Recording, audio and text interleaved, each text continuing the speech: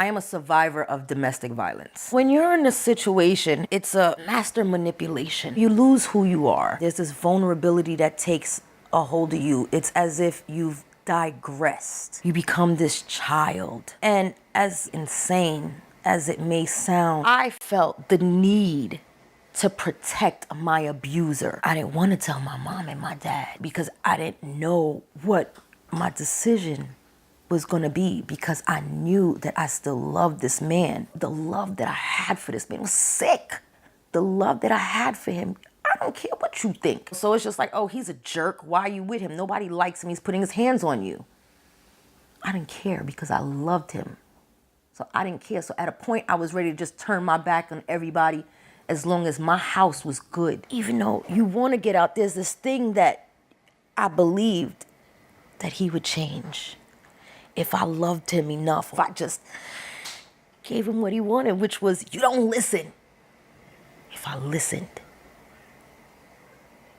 maybe this wouldn't happen. Maybe he'll change. Maybe he'll love me. I felt like, what is it that I'm doing or not doing? Why doesn't he love me? I'm great.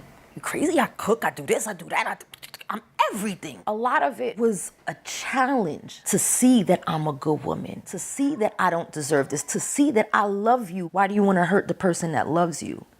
Let me try to make him happy so he doesn't hurt me, because I love him so much. I loved him more than I loved myself. And that's something that I had to come to terms with and realize before I can actually fix the situation. And I'm still in the process of fixing, because there is no time frame, I feel, that anybody can ever give me to say, get over it. That's going to live with me for the rest of my life. And I think that I'm going to continue to grow daily from it. I wasn't being true to myself, and I had to realize that I wasn't being true to me. And this wasn't healthy, and this was breaking me down. And the minute that I wanted to jump off of a bridge with my newborn baby, literally, something psychologically wrong with me. That's how I felt. But I finally realized that it wasn't for me the day I ended up on the bottom of my basement steps with ripped clothes. And that was the second time that my baby got caught in the crossfire. And I realized that I'm better than this. And I remember how I felt. But I'm so grateful that I can now remember how I felt opposed to feeling that way still. In my mind, it's not my fault. People can change, yes. Somebody's gonna have to change themselves in order for that to happen. The first way that I really figured in order for me to get my respect back, is to love myself. And it's a process. And I urge anybody that's going through domestic violence to put yourself first. Because whomever is putting you through that, it's not love. It's not.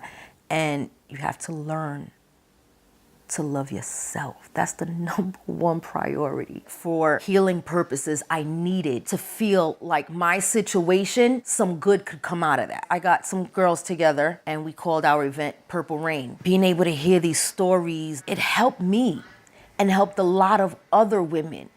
And the fact that we were able to give back to the community was so gratifying. I even had women share their stories that's never shared their stories before. And they came to my event and shared their story. That was big.